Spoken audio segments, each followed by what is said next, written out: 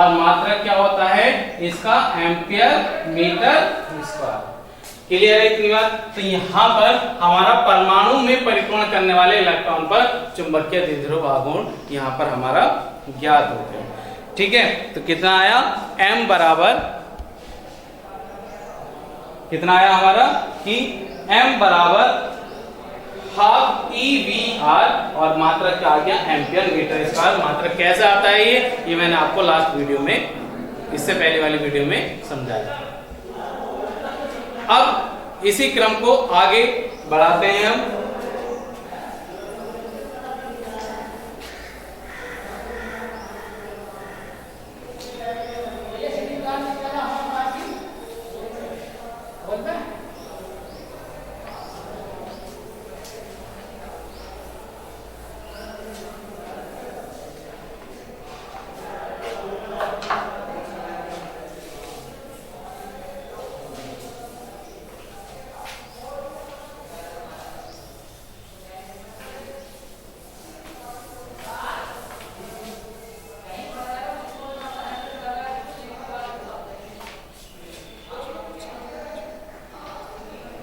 यहां पर next heading है बाह्य चुंबकीय क्षेत्र में स्थित बाह्य चुंबकीय क्षेत्र में स्थित चुंबकीय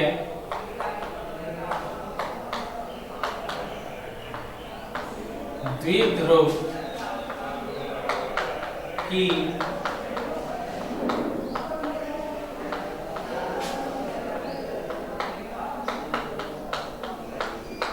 स्थितिज ऊर्जा। यहाँ पर क्या था हमारा एक बाह्य चुंबकीय क्षेत्र था जिसमें स्थित क्या है एक चुंबकीय द्विध्रुव है स्थित। ठीक है, एक समान कोई बाह्य चुंबकीय क्षेत्र है उसमें हमने कोई चुंबकीय द्विध्रुव स्थापित कर दिया, तब उसकी स्थितिज ऊर्जा कितनी होगी वह हम फाइंड करेंगे। अब मैंने आपको बताया था स्थितिज ऊर्जा की परिभाषा आप बहुत अच्छे से जानते हैं, सभी को याद है, कई बार हमने फर्स्ट ईयर में भी रिपीट की थी और आज फिर से रिपीट कर रहा हूं। इंटर में भी हम इसे पहले कई बार रिपीट कर चुके हैं कि किसी निकाय द्वारा या निकाय पर किया गया कार्य, किसी निकाय द्वारा या निकाय पर किया गया कार्य क्या रहता है उसमें स्थितिज ऊर्जा के रूप में संचित रहता है, अर्थात U बराबर किसके होता है W के होता है। तो यदि हम कार्य निकाल लें कि बाह्य चुंबकीय क्षेत्र में जब हमने वह स्थापित किया चुंबकीय द्विध्रुव तब हमें कुछ कार्य करना पड़ा होगा, यदि हम वह कार्य ज्ञात कर लें ठीक तब हम क्या निकाल लेंगे उस चुंबकीय द्विध्रुव की स्थितिज ऊर्जा यहाँ पर ज्ञात कर लेंगे। कॉन्सेप्ट क्लियर हुआ। तो हमें क्या निकालना है पहले किया गया कार्य ज्ञात करना है और कार्य ज्ञात हो गया, जितना कार्य होगा उतनी ही उसकी क्या होगी स्थितिज ऊर्जा होगी। ऑटोमेटिक हमारी स्थितिज ऊर्जा ज्ञात हो गई। तो यहाँ पर हमने मान लिया कि माना एक समान चुंबकीय द्विध्रुव जिसका आघूर्ण कैपिटल M एक समान चुंबकीय क्षेत्र में B से थीटा कोण पर रखा गया है। ठीक, तो यहां पर सबसे पहले किसकी निकालें चुंबकीय द्विध्रुव की निकालें, तो चुंबकीय द्विध्रुव रखेंगे तो लिख लेंगे माना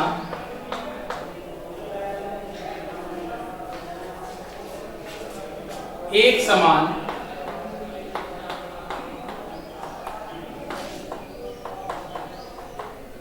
बाह्य चुंबकीय क्षेत्र में क्षेत्र की दिशा से थीटा कोण पर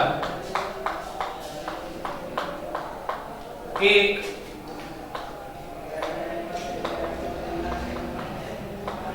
चुंबकीय द्विध्रुव एक चुंबकीय द्विध्रुव जिसका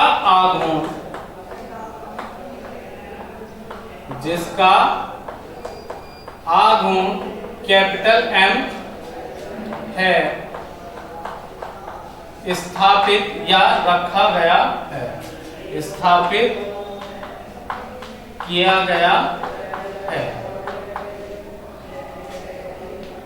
तब इस चुंबकीय द्विध्रुव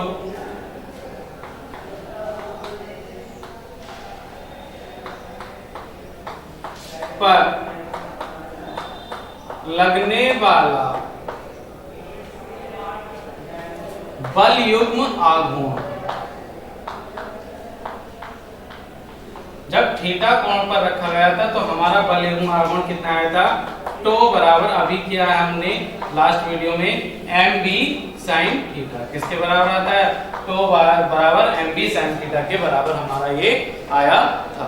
ठीक, अब द्विध्रुव को, अब हमारा जो है सपोज ये एक समान चुंबकीय क्षेत्र है यहाँ पर,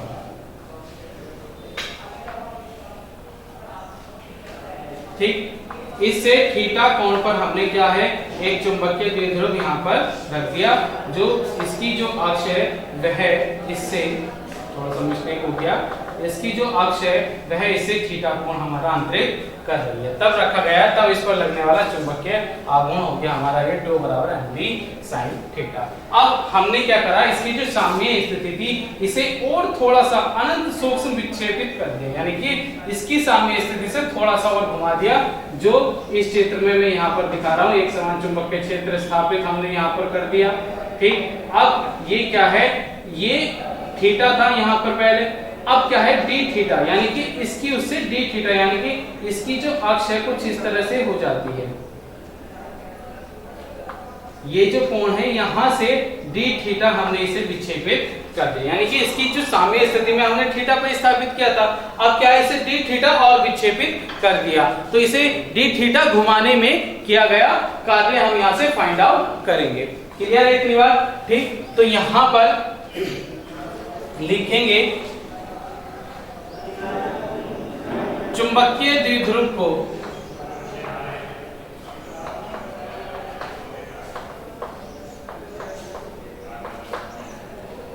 अनंत सूक्ष्म, ये जो दूरी है अनंत सूक्ष्म या अल्प सूक्ष्म, यानी ये बहुत छोटी, अनंत सूक्ष्म डी थीटा घुमाने में किया गया कार्य, किया गया कार्य किसके बराबर हो जाएगा, कार्य जब अनंत सूक्ष्म हमने घुमाया तो हमारा कार्य भी क्या हो जाएगा, अनंत सूक्ष्म हो जाएगा, यानी कि डी डब्ल्यू से हमने इसे रिप्रेजेंट कर दिया, और कार्य बराबर क्या होता है, बल गुणा विस्थापन, यानी कि यहाँ पर हमने बल युग्म आघूर्ण कितना लगा, टो, और विस्थापन कितना करा हमने, डी थीटा, ऊपर से टो की वैल्यू रख दी हमने, तो डी डब्ल्यू बराबर टो बराबर कितना आ गया, M B sine theta D theta. अब हमने इसे मान लिया कि हमने इसे थीटा 1 से थीटा 2 तक घुमाया। ठीक है, तो यहां पर लिख लेंगे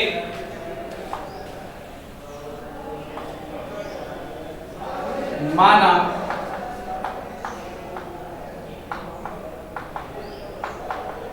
चुंबकीय द्विध्रुव को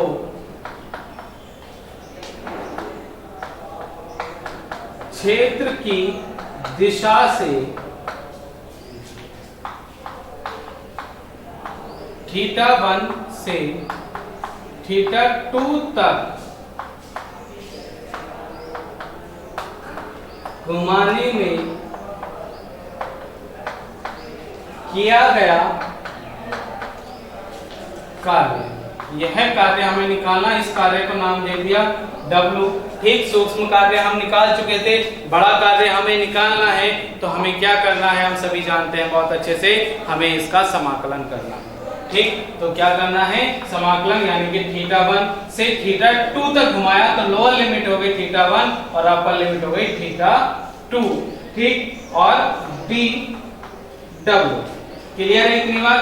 तो W बराबर लिमिट थीटा 1 से थीटा 2 और डी डब्ल्यू की वैल्यू उठा के हमने यहां से रख दी कितनी, M B sine theta D theta. M B जो है वो हमारा बाहर आ गया तो W बराबर θ1 से θ2, सॉरी mb हमने बाहर ले लिया, इंटीग्रेशन θ1 से θ2 और sin थीटा d थीटा। अब चूंकि sin x dx बराबर होता है माइनस के cos x, यानी कि sin x का x के सापेक्ष हम जब समाकलन करते हैं तो हमारा आता है माइनस के cos x हमारा आ जाता है। ठीक उसी क्रम में हम थीटा का d थीटा के रेस्पेक्ट में कर रहे हैं तो यहाँ पर कितना जाएगा माइनस के cos थीटा, तो कितना आ गया md माइनस के cos थीटा और लिमिट θ1 से θ2। लिमिट रखने का तरीका चाहे वो बायोलॉजी ग्रुप के बच्चे हों या मैथ ग्रुप के बच्चे हों, दोनों को मैंने बहुत अच्छे से समझा दिया था। पहले अपर लिमिट रखी जाती है और माइनस लोअर लिमिट रखी जाती है। तो पहले हम अपर लिमिट रखेंगे W बराबर md माइनस cos थीटा की जगह क्या जाएगा θ2 आ जाएगा, और क्या आ जाएगा यहाँ पर माइनस माइनस आएगा और एक माइनस पहले से है तो माइनस माइनस क्या हो गया प्लस, और लोअर लिमिट cos θ1। क्लियर इतनी बात? ठीक, प्लस वाली कंडीशन हमने पहले रख दी और माइनस वाली कंडीशन हमने बाद में ली, तो क्या हो गया cos θ1 माइनस θ2। यहाँ पर हमारा कार्य निकल कर आ गया। कब आया कार्य? जब हमने कोण मान लिए थे, कितने से कितना घुमाया, ठीक है θ1 से θ2 हमने इसे क्या कर दिया घुमा दिया। अब यदि हम मान ले यदि θ1 बराबर 90 और θ2 बराबर θ, ऐसा हमने यहाँ पर मान लिया कि θ1 किस पे अंतरित है 90 घुमाया हमने और θ2 को हमने कितना घुमाया θ घुमाया, तब हमारा W बराबर कितना आ गया mb cos 90 minus cos θ। cos 90 की वैल्यू कितनी होती है 0 और ये माइनस की गुणा mb से हो जाएगी, तो W बराबर कितना जाएगा माइनस mb cos θ। ठीक, तो यानी कि हमें यहां से ज्ञात हो गया कि थीटा कोण घुमाने में कि चुंबकीय द्विध्रुव को क्षेत्र की दिशा से थीटा कोण घुमाने में किया गया कार्य कितना आया W बराबर माइनस mb cos θ आ गया। तब थीटा कोण पर जब हमने उसे अंतरित किया था तो उसकी स्थितिज ऊर्जा हमारी यहाँ पर फाइंड आउट हो जाएगी। वो किस तरह से होगी यहाँ पर लिख देता हूं।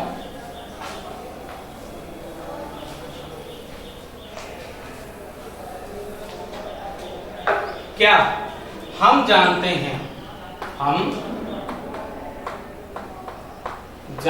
हैं कि किसी निकाय द्वारा किया गया कार्य या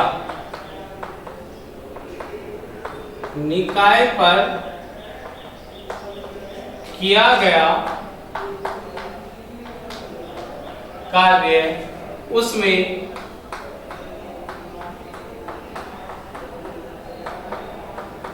स्थितिज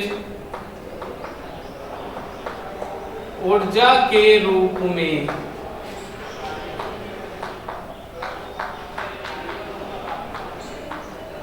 संचित होता है। अर्थात स्थितिज ऊर्जा को U से रिप्रेजेंट करते हैं और कार्य को W से, तो U बराबर W और W की वैल्यू क्या आई थी माइनस mb sin θ, तो U बराबर कितना हो गया माइनस के mb sin θ। ठीक, अब कार्य का मात्रक क्या होता है जूल, तो स्थितिज ऊर्जा का मात्रक भी क्या हो गया जूल। ठीक है, बाकी नेक्स्ट लेक्चर में।